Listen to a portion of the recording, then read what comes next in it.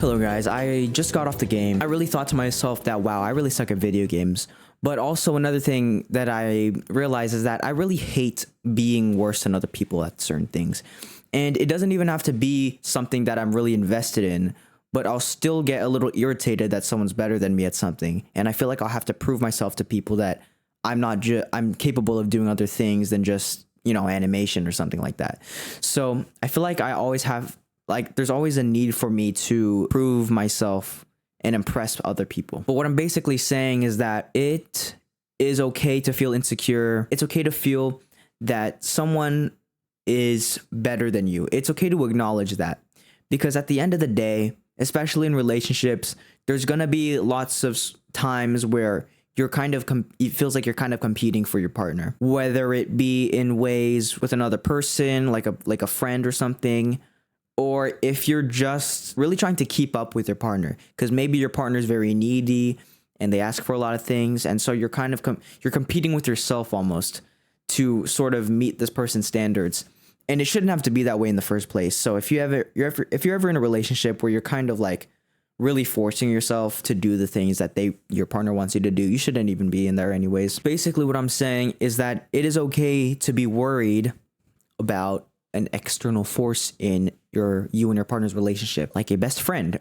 And best friends are a really big talk when it comes to relationships, especially on social media. There's a huge thing with like cheating and stuff. I feel like what I've seen at least, people are a lot more skeptical nowadays, or like people are becoming more skeptical because there's lots of videos. It's like anti-cheat propaganda. There's like a lot of videos of like, those like text messages, like the slideshows on TikTok, and they're saying like, oh, I cheated on you with someone else, and stuff like that. That can make people worried. That makes me even worried. I'm not even in a relationship right now, but that makes me, a little nervous for those who may be in relationships, and also myself maybe in the future. Cheating can really happen like that. Like, it's really that easy to cheat. It doesn't take a whole lot to really keep a secret from somebody. Yeah, it's just easy to lie. And it's also very easy to kind of get attracted to someone, having a crush, and also giving into your needs. Let's say there's a person and they're in a relationship with another person. They may get bored of this person in the relationship, and once they experience someone different, like a new friend, they're going to start to gravitate to them more because people like different shit, I guess. And so they may not stay loyal, depending on how the relationship is, But usually what I've been seeing is that like a lot of these relationships, they're kind of short. They're like maybe around a year or a few months, at the least. This fear causes a lot of people like me to think in this sort of negative way. But it's also like fear is a defense mechanism. Fear is what keeps you safe. Fear is something that you have to acknowledge. And if not acknowledged, then you're really setting yourself up for failure. Because, fear keeps you from killing yourself.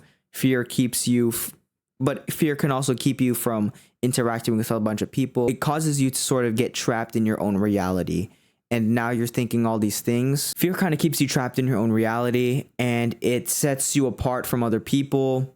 In that moment, it's kind of like you're isolating yourself, I think. When you're in this zone, when you're thinking a lot like this and you're fearing, you kind of like begin to second guess. It's like yourself talking to you one-on-one. And you're kind of having to make this decision.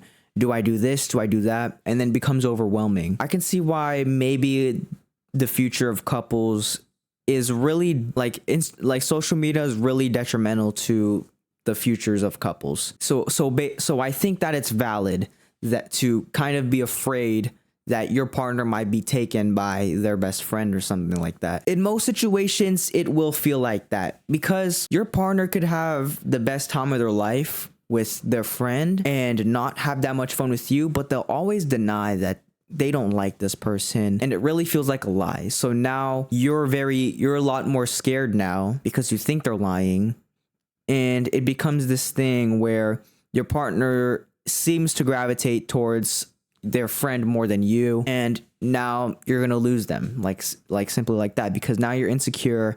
You're kind of icking your partner because you're so insecure. You're pointing out that they're hanging out with another person than you, and that makes you seem like a dickhead. So now they just don't want to talk to you, and then they go off, hang out with this person, and they might get intimate. And that's not a good situation to put yourself in. So in a situation like this, communication is really key. Communication is very underrated from what I've seen in relationships nowadays, because a lot of people, like people my age, they don't like to communicate. They don't like to use their words and talk to their partner like for real. They kind of react. They only react to what their partner is doing, and they obviously want something to change, but they're not doing anything about it. They're just kind of trying to make their partner pity them and make them feel bad, so that they're gonna choose the more extreme option and just quit what they're doing, like cold turkey, you know. Now both people are miserable, or maybe one person's miserable, the person that had to change for their partner because they were pissing them off, but both are in a bad state now, because one person is miserable that their partner is doing something else that they don't want, but now the other person is not able to do what they've done in the past, and now they miss it. When your partner is with their best friend a lot, I think it's important, accept that these people are friends.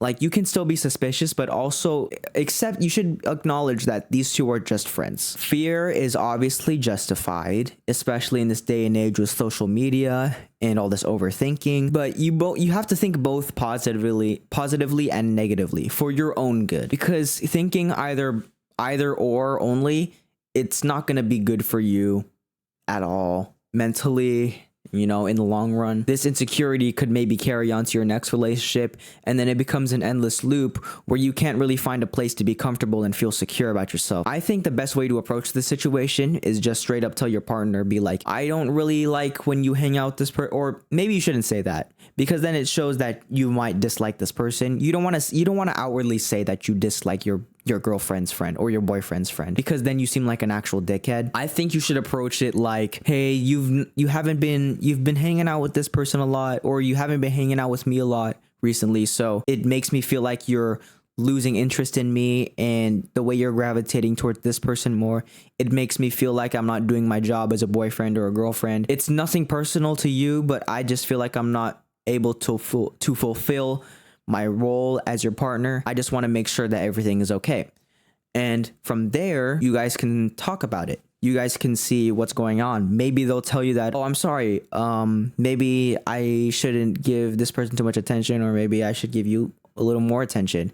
And maybe it won't go exactly like that. You know, what I'm saying, you can take it with a grain of salt. That's just the way I see, and it doesn't seem that unrealistic. Communicating like that, it's very important. Thinking about like communication and relationships and stuff, it makes me like want to date just to like prove people that it's not hard. Like I see so many like relationships where people are having problems. I feel like I could do so much better. It's like watching a UFC fight. It's like watching a sport and then seeing a player make a mistake and you're like, yo, I wouldn't have done that. Like, that's what it feels like. That feeling, but like really extreme, because it's not something that's out of touch like a sport. Like, it's not like I'm fat and I'm watching like basketball or something and I watch someone miss a layup and break their leg and I'm like, yo, I wouldn't have done that. I feel like I'm closer to this objective than something else. So that makes me feel more confident in what I'm saying. But again, you don't have to take my word for everything. Take it with a grain of salt if you want, or write my shit down. I don't know. I'm just here to say what's on my mind and maybe be helpful. There's no guarantee that what comes out of my mouth is gonna be very helpful to you. So there's a story that I've heard my sister talk about, or not a story, but it's like a little thing I've heard about. And this situation, I feel like I've heard it thousands of times, you know. It's like a template. So basically there's this girl and she has a boyfriend, and a little background about this boyfriend. I personally don't think that he's conventionally attractive. I don't know. I think he's just not conventionally attractive. Like, a lot of people, I think, or like some people that I've talked to, they're like, I don't know, a little iffy about him, or they just say that like he's straight up chopped. Yeah, this person's not very conventionally attractive. The girlfriend, she's all right, but I wouldn't really go with her because of personality. She's kind of really flamboyant and expressive, and she's very, very touchy. This leads into her friend, because her and her friend, they've known each other for about a few years, probably. They have some shared interests. You know, they kind of seem like a good duo. Obviously, she has a boyfriend, so this thing is not that very good. Another thing about her friend is that he's I think he's single. I don't know. The first thing that came to mind is that maybe she's trying to get him as like an option, or maybe she's trying to make him jealous with this other guy and make the friend think that, oh, I could do so much better than this guy. So I don't know, but I've heard this story too many times. You know, she gets touchy with him. She's very nosy. She looks over his shoulder and like being like, "Yo, what's up?" and stuff like that. Like, I feel like being very nosy is a very intimate thing sometimes, because it shows that you want to know more about this person's life, and you're really trying to invest yourself in it and maybe involve yourself like as a major role in it. So it's like, if you were to see a partner do something like that, you know, be very curious to someone, like unnecessarily curious towards someone, you kind of see them have like some sort of interest in them. It's probably raps, but it also just shows that they don't just want to be just friends with this person. Like, they kind of want to keep them in a way, you know? Yeah, that's what I thought. That's what I was thinking when I heard that for the first time. If I can speak from personal experience, there was this time with girl number 2, you know, from my last video. She had a friend in PE, and we all met in PE. So we shared a class together. So I was kind of familiar with this person, but not really. You know, we dated, then we eventually broke up. Even while we were dating, her and her friend, they were very close together. They went to a lot of places together, and they shared a lot of interests, like the relationship with the girl and the boyfriend that I was talking about. Yeah, so they basically shared a lot of interests. They were very close, and eventually when we broke up, I heard a rumor that they were making out with each other. And honestly, it's not that hard to believe, because I never really considered like the fact that my girlfriend might be bisexual, but for some reason I still wasn't surprised. These two were obviously like had something going on, probably behind the scenes, you know. I think her friend, in my eyes, she seemed kind of like maybe a little jealous, like maybe the fact that like, how is this Asian kid just stealing my friend from me like this? You know, it's like, I could do so much better than him.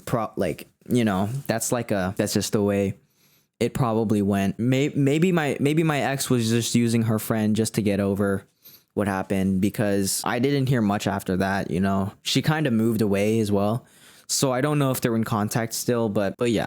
Never be too insecure about what you're thinking. Never be too insecure about your thoughts. In some certain situations, you might be right. And you shouldn't really let your partner make yourself feel too bad about your own opinion. They should also take in what you think into consideration, because best case scenario, they do, and they realize how much time they're spending with another person rather than their actual partner, and they kind of see how that's like, it's not going to change them, but but they'll eventually realize that this is not something that looks good on the outside, and so they might change something a little bit, you know, hang out with them a little less, or maybe just hang out with you more. That's probably the most optimal place to put yourself in. As someone who's like rather sensitive to these certain emotions, I think that I would think very insecurely no matter what. I'm also very surrounded by social media and the internet, so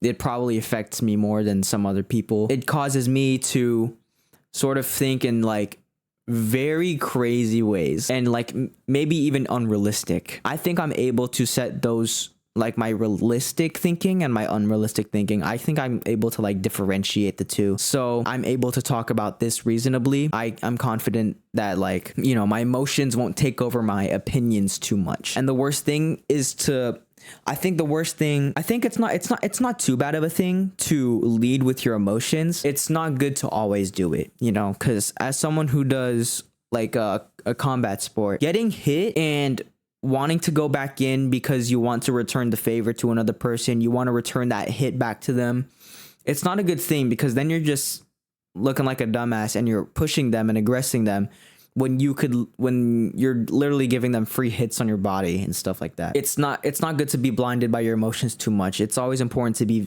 you know, still be rational about what you're doing, being aware of the things you say, being aware of what your partner does, how you two synergize, being able to sort of adapt to an issue that you may have in your relationship. Loki don't know what else to talk about, but being in a relationship, as easy as I make it seem for myself, it's definitely still difficult. It's a difficult thing. It will seem fine and dandy in the beginning, but you will eventually experience some sort of emotion, some sort of strong emotion in the relationship, and it'll be a problem to either you and your partner, and it'll affect you negatively. But it's always good to keep in mind that you're able to change the situation, even if it's in a bad way, you're still able to make something happen. You should never feel stuck in a relationship, because you should always try to keep developing yourself, making sure that your partner is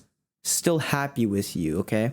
You never want to like fall into a routine too much. That's just the easiest way you can repel someone. I feel like it's almost like anything you ever do in life, like telling a speech, or maybe if you're like a director, you're like making a movie, you can't have like the same tropes, you can't use the same punchlines, you can't use the same hand gestures, expressions, filler words, because it'll make your audience, or whoever you're talking to, whoever you're interacting with, it'll make them not want to involve themselves with you anymore. So you should never bore them, is what I'm saying. You should never bore your partner. Not always, but consistently have something new for you both to enjoy, something that you guys share, something that'll keep you guys active in the relationship and present, so that your partner wouldn't even consider looking at another person a certain way, like maybe going back to their ex. You should always be interesting as much as you can, and love yourself as well. It's good to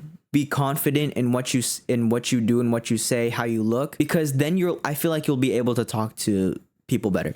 Whenever I feel like I look good or I feel good, I think I'm able to talk to people better. Be comfortable with yourself, so that you're going to be able to be comfortable with feedback or things that your partner might say to you, because a lot of people, they're scared of telling their partner certain things because they're afraid of their partner reacting in a certain way. You shouldn't feel that way. Even if your prediction is accurate, you still should try to make an effort in, making something out of, making the most out of the relationship. Like I said, you can't be stuck. You can't just stay uncomfortable in a relationship. Then it's just not fun anymore, The most fun parts of the relationship is the beginning, the first few weeks, maybe the first few months. You should always want to you should cherish that, because it's not always going to stay, but you shouldn't like let it end too much. You can accept the fact that you're not in this early stage of the relationship. You shouldn't try to exactly copy those feelings. What people say about history, it rhymes, it doesn't repeat. You should try to rhyme a lot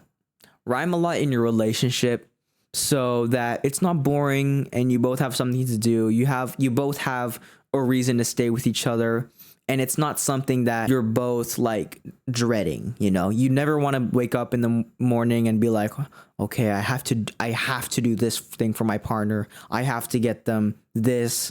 I have to do this for them. You should never feel like a servant in a relationship. You should never be the servant. I'm saying you should try hard in a relationship, but you don't want to try too hard to the point where it's obvious that you're insecure. Like back to being worried about your partner and their relationships with their best friend. Again, you don't want to come off insecure, but you definitely want to change something through communication. So always keep that in mind, that your partner, or just people in general, they're unpredictable. You should still, like, no matter what, you should still make an effort in talking to a person, because eventually it's going to result in something either bad, but maybe something good.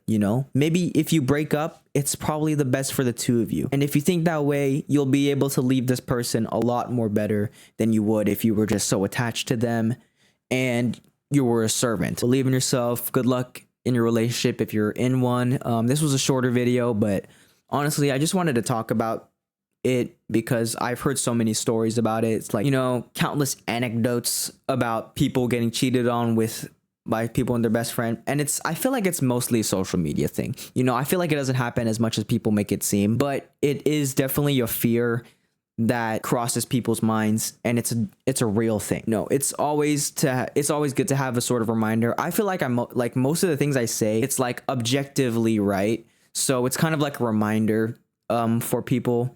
And I think reminders are very important to people, because you can really take things for granted, and you forget a lot of things that make your life good. And once you realize these things, it'll make you feel so much better. It's like you were resurrected. It's like you were rebirthed. You're like so fresh. You look at life in a different way now. And yeah, I'm just trying to help out a little bit. I know the things I may say may not be accurate or too helpful to a specific person. I want to try to find a good in between of like my ideas and the objectively right. It's good to think realistically, but also think in a way where it's like an obvious way. You can think hopeful about a certain thing, like maybe you're gonna do a test at school or an exam and you didn't study, so you're gonna fail.